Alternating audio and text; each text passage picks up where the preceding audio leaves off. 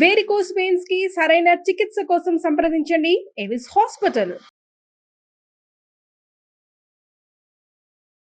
నమస్తే, welcome to Suman TV. నేను మీ Suman TV Usha. 2025 సంవత్సరానికి సంబంధించి 12 రాశుల వారు అసలు ఏ విధంగా ఉండబోతుందో ప్రత్యేకించి అడుగుతూ ఉంటుంటారు. ఎస్పెషల్లీ 12 నెలల్లో కనుక మనం చూస్తే ఏ నెల కలిసి వస్తూ ఉంటుంది, వ్యాపారంలో కావచ్చు, సంతానంలో కావచ్చు, లేదంటే వివాహానికి సంబంధించి కావచ్చు, పెట్టుబడులు పెట్టొచ్చా, సంతానం విషయంలో ఈ టైంలో మేము డెసిషన్ తీసుకోవచ్చా, వివాహానికి సంబంధించి మేము అప్రోచ్ అవ్వచ్చు అని అడుగుతూ ఉంటుంటారు. అండ్ దాంతోపాటు రిలేషన్షిప్ ఎవరైతే భార్యాభర్తలు ఉంటుంటారో మాకు ఏ విధంగా ఉంది, ఒడిదుడుగులు కనిపిస్తూ ఉన్నాయి అని మాట్లాడే వాళ్ళు ఉంటూ ఉంటారు. సో సంవత్సరాంతం ఏ విధంగా ఉండబోతుంది, ఏ విషయాలలో జాగ్రత్తలు వహించాలి, పెట్టుబడులు ఏ నెలలో పెడితే కలిసి వచ్చే అంశాలు ఉన్నాయి అన్న విషయాలపైన మనతో పాటు జంధ్యాల లత గారు ఉన్నారు. ఆవిడని అడిగి తెలుసుకుందాం. నమస్తే లత గారు. నమస్తే అమ్మా. 2025 ప్రతి ఒక్కళ్ళు నూతన సంవత్సరం వస్తుంది అనగానే చాలా వాటిపైన ఇన్వెస్ట్మెంట్ పెడుతూ ఉంటుంటారు. దాని తర్వాత కొత్త కొత్త కార్యక్రమాలు చేయడానికి పూనుకుంటూ ఉంటుంటారు. పెళ్ళిళ్ళు కావచ్చు, లేదు అంటే సంతానానికి సంబంధించి ప్లానింగ్స్ కావచ్చు, జాబ్ మారే విషయాలు కావచ్చు, కొత్త సంవత్సరానికి ఎప్పటికప్పుడు కొత్తగా ప్లానింగ్స్ ఉంటూ ఉంటాయి. సో రాసుల రీత్యా మనం చూసుకుంటే వాళ్ళకి ఈ సంవత్సరాంతం అసలు ఏ విధంగా ఉండబోతుంది, ఎస్పెషల్లీ మేషరాశి వారి కనుక మనం చూసుకుంటే ప్రత్యేకించి ఈ రాశి వారు ఏ ఏ విషయాల్లో జాగ్రత్తలు వహించాలి, మాసాల వారీగా కనుక మనం చూస్తే ఏ ఏ మాసంలో పొరపాటును కూడా ఈ పని చేయకూడదు అన్నవేమైనా ఉన్నాయా? బేసిక్గా మనకి ఎప్పుడైనా సరే ఇలాగా ఫలితాలు చెప్పుకుంటున్నప్పుడు మనం ఎప్పుడు కూడా ఉగాది నుంచి ఉగాది చూసుకుంటాం. కానీ మీరు అన్నట్టుగా ఏంటంటే కొత్త కొత్త డెసిషన్స్ తీసుకోవడానికి, లేకపోతే కొత్త పనులు చేయడానికి చాలామంది కూడా new year to new year చేసుకుంటూ ఉంటారు. కాబట్టి మనం న్యూ ఇయర్ ఫలితాలు చెప్పుకుందాం. మనం ఉగాది ఫలితాల గురించి వెళ్ళడం లేదు. బేసిక్గా ఇక్కడ మనం కనుక చూసుకుంటే సంవత్సరం అంతా కూడా అంటే జనవరి 2025 నుంచి మళ్ళీ జనవరి 2026 వరకు మేషరాశి వారి ఫలితాలను గమనిద్దాం. ఎప్పుడు కూడా న్యూ ఇయర్ రాగానే ఆలోచన చేసేది ఏంటి అని అంటే పోయిన సంవత్సరం కంటే కూడా ఈ సంవత్సరం ఆర్థికంగా మాకు ఏ విధంగా ఉండబోతోంది. చాలామంది మన ఇదే ప్రశ్న అడుగుతూ ఉంటారు. ఆర్థికంగా చాలా వరకు వీరికి అనుకూలత ఉంటుంది. అంటే వాళ్ళు 2024లో చేసిన పనులకి వాళ్ళకి రిజల్ట్స్ అనేవి వస్తూ ఉంటాయి అన్నమాట. అయితే ఒక విషయం ఏంటంటే గ్రహాలు కూడా మారుతూ ఉంటాయి కదా. ఈ సంవత్సరంలో మనకి చాలా గ్రహాలు మారుతున్నాయి.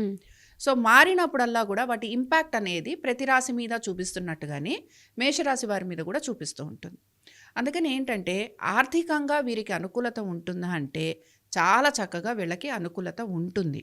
కానీ ఏ పనులైతే మనం చెయ్యకూడదో, ఏ పనులైతే మనం కొన్ని పనులు ఉంటాయి, ఎక్కడ కొంచెం డబ్బులు తీసుకోకూడని చోట డబ్బులు తీసుకోవడము, బ్రైబ్ లాంటిది తీసుకోవటం, ఇలాంటివి ఉంటాయి చూసారా. ఇలాంటి వాటి జోలికి మాత్రం వీళ్ళు వెళ్ళకూడదు మేషరాశి వాళ్ళు. అయితే మీరు ఇంకొక క్వశ్చన్ అడిగారు, ఏ మాసాలలో వీళ్ళకి బాగుంటుంది అని. ఏ మాసంలో బాగుంటుంది అని అంటే అక్టోబర్ మాసం వీళ్ళకి చాలా బాగుంటుంది. అక్టోబర్ మాసంలో వీళ్ళకి ఎందుకు బాగుంటుంది అంటే ఉద్యోగస్తులకి, అలాగే మామూలుగా అయితే అసలు ఈ సంవత్సరం అంతా వివాహ ప్రయత్నం చేసే వాళ్ళందరికీ బాగుంటుంది. అలాగే వాళ్ళ రిలేషన్షిప్ ఏదైతే ఉంటుందో అది చాలా బాగుంటుంది. అదృష్టం అనేది వీళ్ళకి బాగా కలిసి వస్తుంది. అక్టోబర్ నుంచి గనక మనం చూసుకుంటే అక్టోబర్ నుంచి ఆల్మోస్ట్ డిసెంబర్ వరకు ఉద్యోగస్తులకి అత్యద్భుతంగా కలిసి రాబోతోంది. అలాగే వివాహ ప్రయత్నాలు చేస్తున్న వాళ్ళకి, తర్వాత విదేశాలకి వెళ్ళాలి అని ప్రయత్నం చేస్తున్న వాళ్ళకి, వీళ్ళందరికీ కూడా చాలా బాగుంటుంది. కాబట్టి ఉద్యోగస్తులకి బాగుంది అనుకుంటున్నాం, వివాహ ప్రయత్నం చేస్తున్న వారికి బాగుంది అనుకుంటున్నాం, అలాగే ఆర్థికంగా కూడా ఈ రాశి వారికి కలిసి వస్తుంది అని అనుకుంటున్నాం. ఒక రకంగా అదృష్టం వీళ్ళని వరిస్తుంది. మేషరాశి వారికి సంవత్సరం చాలా బాగుంది. అక్టోబర్ మాసం అయితే ఇంకా కలిసి వచ్చే అంశాలు చాలా ఎక్కువగా ఉన్నాయి. అనుకోని విధంగా ప్రమోషన్స్ రావటం కానీ, ఉద్యోగాలు మారటం కానీ, ఉన్నత పదవులు లభించడం కానీ, ఇలాంటివన్నీ కూడా మనం గమనించవచ్చు.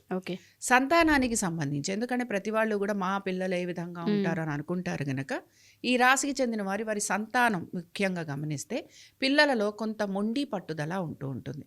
ఏ మాట వినకపోవటం, లేకపోతే వాళ్ళ మనసులో ఉన్న విషయాలు ఏవి చెప్పకపోవడం, లేదా వీళ్ళు కూడా ఏదైనా ఒక విషయం ఉంటే దాని గురించి చాలా దీర్ఘంగా ఆలోచిస్తూ ఉంటారు. దీర్ఘంగా ఆలోచన చేస్తూ ఆ పని గురించిన ఏదైనా ఒక పని చేయాలన్నప్పుడు విపరీతమైన దీర్ఘంగా ఆలోచించామనుకోండి, అప్పుడు ఆ పని అనేది కొంచెం మనకి ఆలస్యం అవుతూ ఉంటుంది. కాబట్టి ఏంటంటే కొన్ని ఏ పనులు అయితే మనం ఇమీడియట్ యాక్షన్ చేయాల్సినవి ఉంటాయో అవి వాళ్ళు చేయొచ్చు.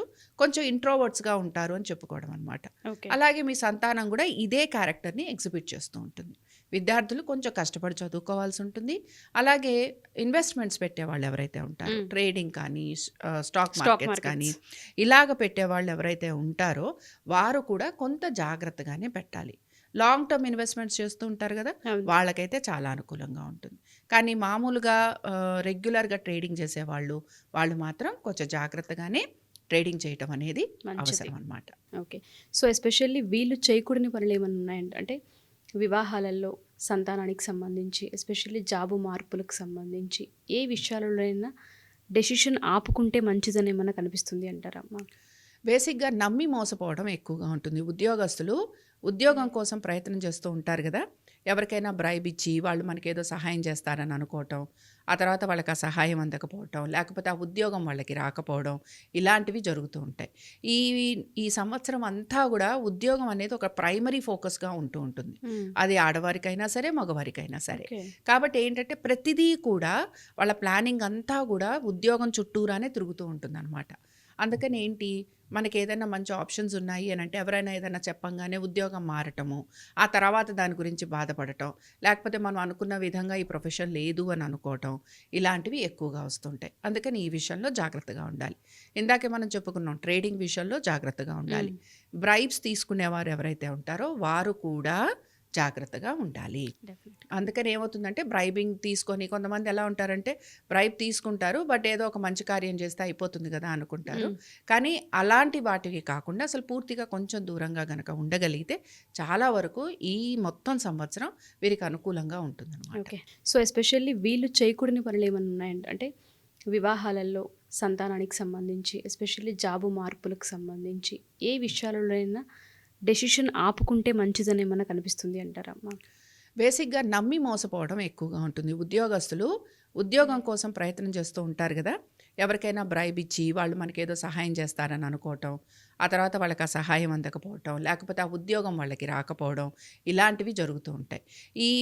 ఈ సంవత్సరం అంతా కూడా ఉద్యోగం అనేది ఒక ప్రైమరీ ఫోకస్గా ఉంటూ ఉంటుంది. అది ఆడవారికైనా సరే, మగవారికైనా సరే. కాబట్టి ఏంటంటే ప్రతిదీ కూడా వాళ్ళ ప్లానింగ్ అంతా కూడా ఉద్యోగం చుట్టూరానే తిరుగుతూ ఉంటుంది అనమాట. అందుకని ఏంటి, మనకి ఏదైనా మంచి ఆప్షన్స్ ఉన్నాయి అని అంటే ఎవరైనా ఏదైనా చెప్పంగానే ఉద్యోగం మారటము, ఆ తర్వాత దాని గురించి బాధపడటం, లేకపోతే మనం అనుకున్న విధంగా ఈ ప్రొఫెషన్ లేదు అని అనుకోవటం, ఇలాంటివి ఎక్కువగా వస్తుంటాయి. అందుకని ఈ విషయంలో జాగ్రత్తగా ఉండాలి. ఇందాకే మనం చెప్పుకున్నాం, ట్రేడింగ్ విషయంలో జాగ్రత్తగా ఉండాలి. బ్రైబ్స్ తీసుకునేవారు ఎవరైతే ఉంటారో వారు కూడా జాగ్రత్తగా ఉండాలి. అందుకని ఏమవుతుందంటే బ్రైబింగ్ తీసుకొని కొంతమంది ఎలా ఉంటారంటే బ్రైబ్ తీసుకుంటారు, బట్ ఏదో ఒక మంచి కార్యం చేస్తే అయిపోతుంది కదా అనుకుంటారు. కానీ అలాంటి వాటికి కాకుండా అసలు పూర్తిగా కొంచెం దూరంగా గనక ఉండగలిగితే చాలా వరకు ఈ మొత్తం సంవత్సరం వీరికి అనుకూలంగా ఉంటుంది అన్నమాట. Okay. Thank you ma'am. Thank you so much. నమస్తే.